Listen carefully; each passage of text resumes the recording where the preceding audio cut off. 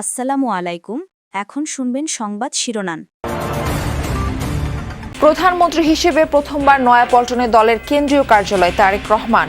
রাস্তা আটকে রাজনৈতিক কর্মসূচি না করতে নেতাকর্মীদের নির্দেশ। ক্ষমতা দীর্ঘায়িতের প্রস্তাব প্রত্যাখ্যান করায় কিছু রাজনৈতিক দলের সাথে যোগাযোগ করে ডিপ স্টেট। নিজের বক্তব্যের ব্যাখ্যায় আসিফ মাহমুদ। রাজনৈতিক বক্তব্য বলছেন বিশ্লেষকরা। আজও তেলের জন্য ফিলিং স্টেশনে গ্রাহকদের ভিড়। অনিয়ম তদারকিতে কাজ শুরু করেছেন ট্যাগ অফিসাররা। সারা দেশে ডিপো পাহারায় বিজেপি সদস্যরা। ছুটি কাটিয়ে আজও ঢাকামুখী কর্মজীবীরা। খুলছে অফিস, আদালত আর শিক্ষা প্রতিষ্ঠান। পুরনো চেহারায় ফিরছে রাজধানী। ভূমধ্যসাগরে নৌকা ডুবে 22 অভিবাসন প্রত্যাশী মৃত্যু। জীবিত উদ্ধার 26 জন। হতাহতদের অধিকাংশই বাংলাদেশ ও সুদানের। আইএমএফ ঋণের অর্থ ছাড় নিয়ে দুশ্চিন্তা। রোডম্যাপ আর স্পষ্ট প্রতিশ্রুতি চায় সংস্থাটি। আর্থিক খাতে সংস্কার প্রয়োজন, মত বিশ্লেষকদের। দ্বিতীয় মাসে গড়ালো মধ্যপ্রাচ্য যুদ্ধ পরিস্থিতি। যুক্তরাষ্ট্র ও ইসরায়েলের বিশ্ববিদ্যালয়ে হামলার হুমকি ইরানের। ইহুদি রাষ্ট্রে দ্বিতীয় দফা মিসাইল ছুড়ল হুতি। আসসালামু আলাইকুম। এতক্ষণ দেখছিলেন সংবাদ শিরোনাম, এখন দেখবেন বিস্তারিত। প্রধানমন্ত্রী হিসেবে দায়িত্ব গ্রহণের পর প্রথমবার দলের কেন্দ্রীয় কার্যালয়ে গেলেন বিএনপি চেয়ারম্যান তারেক রহমান। এ সময় দলীয় নেতাকর্মীদের উৎস ভালোবাসায় সিক্ত হন তিনি। অবশ্য নেতাকর্মীদের চাপে সড়কে যান চলাচল বন্ধ হওয়ায় ক্ষুব্ধ হন বিএনপি চেয়ারম্যান। বলেন, বিএনপি সরকারের উপর জনগণের অনেক প্রত্যাশা, তাই সাধারণ মানুষের সমস্যার কারণ না হওয়ার নির্দেশ দেন। বিএনপি চেয়ারম্যান জানান, সাংগঠনিক কাজে এখন থেকে প্রায় নয়াপল্টনে আসবেন তিনি। বিএনপির আন্দোলন সংগ্রামের সাক্ষী নয়াপল্টনে প্রধানমন্ত্রী তারেক রহমান। মুহুর্মুহু স্লোগান আর উষ্ণ ভালোবাসায় প্রিয় নেতাকে বরণ করেন নেতাকর্মীরা। শুরুতেই বৈঠক করেন দলের নেতাদের সাথে। ডেকে নেন অঙ্গ সহযোগী সংগঠনের শীর্ষ নেতাদের। গভর্নমেন্টের জায়গায় কাজ করবে, দেশের জনগণের কাজ করবে। আমরা সংগঠনের জায়গায় কাজ করব, সংগঠনকে সুসংগঠিত রাখবো। সরকারে গেলে যেই কাজগুলো ব্যস্ততা থাকতে হয় মন্ত্রী এমপিদের, স্বাভাবিক কারণেই আমার মনে হয় দলকে আলাদা করলে খুব ভালো হয়। যারা 5 তারিখ আগে যারা কাজ করে রাজপথে ছিল তাদেরকে মূল্যায়ন করে যারা রাজপথে এবং দলকে আরো সুসংগঠিত করুক। আমরা জনগণের প্রত্যাশা পূরণের জন্য নিরলসভাবে কাজ করব বলে আমরা বিশ্বাস করি। অন্তর্বর্তী সরকারকে দীর্ঘমেয়াদে রাখার প্রস্তাবে প্রত্যাখ্যাত হয়ে ডিপ স্টেট কোনো রাজনৈতিক দলের সঙ্গে যোগাযোগ করেছে। নিজের বক্তব্যের ব্যাখ্যায় এমনটা বলছেন সাবেক উপদেষ্টা আসিফ মাহমুদ। তার দাবি, এই ডিপ স্টেট দেশি বিদেশি শক্তির সমন্বয়ে গঠিত, যদিও তার মন্তব্যকে রাজনৈতিক বক্তব্য হিসেবে দেখছেন বিশ্লেষকরা। তারা বলছেন, রাজনৈতিক অস্থিতিশীলতার কারণে ডিপ স্টেট সক্রিয় হয়ে থাকে। যাদেরকে আসলে ডিপ স্টেট বলা হয় তাদের থেকে আমাদেরকে অফার করা হয়েছিল যে আপনারা শেখ হাসিনার যে মেয়াদ আছে 2029 সাল পর্যন্ত সেটা শেষ করেন, আপনারা শেষ করেন, আমরা আপনাদেরকে সহযোগিতা করি। তাদের সার্টেন কিছু শর্ত ছিল। যে সাবেক ছাত্র উপদেষ্টা আসিফের এই বক্তব্য বিশ্লেষণে জানা দরকার ডিপ স্টেট ধারণাটি কি। বিশ্লেষক মহিউদ্দিন আহমেদ বলছেন, ডিপ স্টেট বলতে অদৃশ্য ক্ষমতা কাঠামোকে বোঝায়, যেখানে সামরিক আমলাতন্ত্র বা গোয়েন্দা সংস্থার একটি অংশ সরাসরি বা পরোক্ষভাবে রাজনৈতিক সিদ্ধান্তে প্রভাব বিস্তার করে।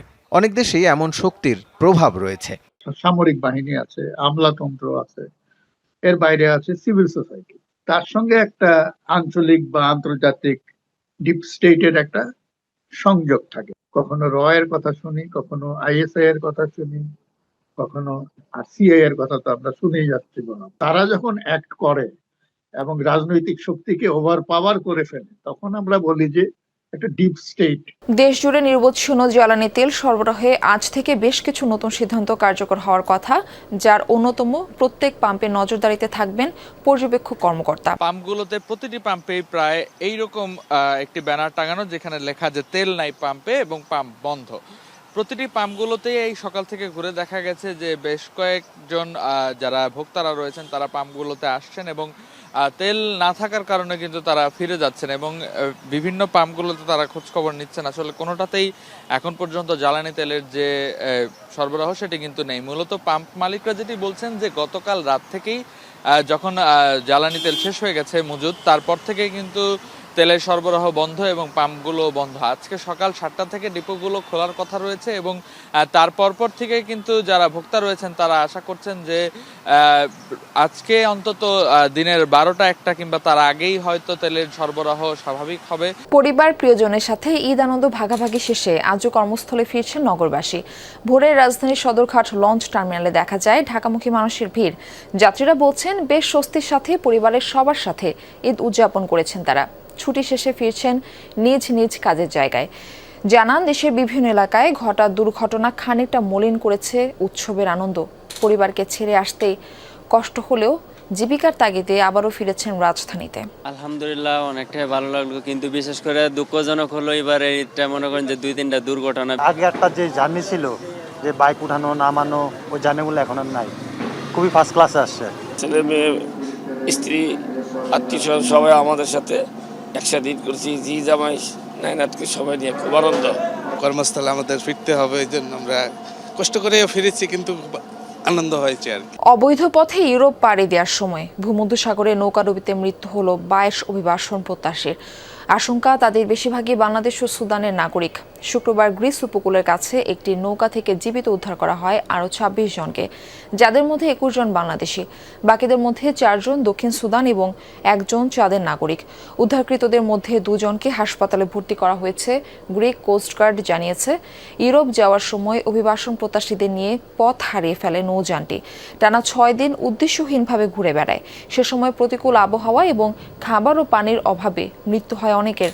উদ্ধারকৃতরা জানান দালালদের নির্দেশে সমুদ্রে ফেলে দেওয়া হয় মরদেহ।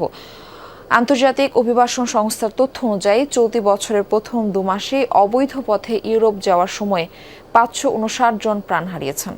ঋণের অর্থ ছাড়ে স্পষ্ট প্রতিশ্রুতি চায় IMF। লিখিত সংস্কার উদ্যোগ চেয়েছে আন্তর্জাতিক মুদ্রা তহবিল। বাংলাদেশ সফরে এসে দ্রুত সময়ের মধ্যে রোডম্যাপ দিতে বলেছে ঋণদাতা সংস্থাটির প্রতিনিধি দল। তারপর ঋণ কার্যক্রম সচল করার বিষয়ে হবে আলোচনা। বিশ্লেষকরা বলছেন আর্থিক খাতে সংস্কার প্রয়োজন, জ্বালানি সংকট সমাধানে আর্থিক সহায়তা দরকার, স্বল্প সুদ আর দীর্ঘমেয়াদী ঋণের উৎস খুঁজে বের করতে হবে। 24 মার্চ মঙ্গলবার সচিবালয়ে প্রধানমন্ত্রীর সঙ্গে সাক্ষাৎ করেন IMF এশিয়া ও প্যাসিফিক বিভাগের পরিচালক কৃষ্ণ শ্রীনিবাসন। পরে অর্থমন্ত্রী আমির খসরু মোহাম্মদ চৌধুরীর সঙ্গে বৈঠক করে প্রতিনিধি দল। ওই দিনই বাংলাদেশ ব্যাংক গভর্নর এবং নীতি নির্ধারকদের সঙ্গে বৈঠক করে সফররত কৃষ্ণ শ্রীনিবাসন। সেখানে সংস্কার পদক্ষেপ লিখিত আকারে পাঠানোর পরামর্শ দিয়েছে IMF। স্পষ্ট করে জানাতে হবে রোডম্যাপ। হামলা পাল্টা হামলায় দ্বিতীয় মাসে গড়ালো মধ্যপ্রাচ্যের যুদ্ধ পরিস্থিতি। ইরানের বিভিন্ন শহরে তাণ্ডব চালিয়ে যাচ্ছে যুক্তরাষ্ট্র ইসরায়েল যৌথ বাহিনী। ইরানও সমান তালে দিচ্ছে জবাব। তেহরান বিশ্ববিদ্যালয়ে হামলার প্রতিশোধে পশ্চিম এশিয়ায় অবস্থানরত যুক্তরাষ্ট্র ইসরায়েলের বিশ্ববিদ্যালয়গুলোতে হামলার হুমকি দিয়েছে IRGC। শিক্ষার্থী ও কর্মীদের সরে যেতে সতর্ক বার্তা দেওয়া হয়েছে। ইরানের খুজেস্থানে আরও একটি পানি শোধনাগারে হামলা চালিয়েছে যৌথ বাহিনী। দফায় দফায় বিস্ফোরণ হয়েছে রাজধানী তেহরানে। বুশেহর প্রদেশে হামলায় নিহত এক পরিবারের 4 জন, আক্রান্ত কেরমানশাহ, মাশহাদ ও বন্দর আব্বাস। জবাবে বাহরাইন ও সংযুক্ত আরব আমিরাতের অ্যালুমিনিয়াম উৎপাদন স্থাপনায় হামলা চালিয়েছে ইরান। কুয়েত বিমানবন্দরে ক্ষতিগ্রস্ত জ্বালানি ট্যাঙ্কার ও রাডার ব্যবস্থা। ইসরায়েলের হাইফায় একটি রাডার সেন্টার ও বেন গুরিয়ন বিমানবন্দরে জ্বালানি ডিপোতে আঘাত এনেছে ইরানের মিসাইল।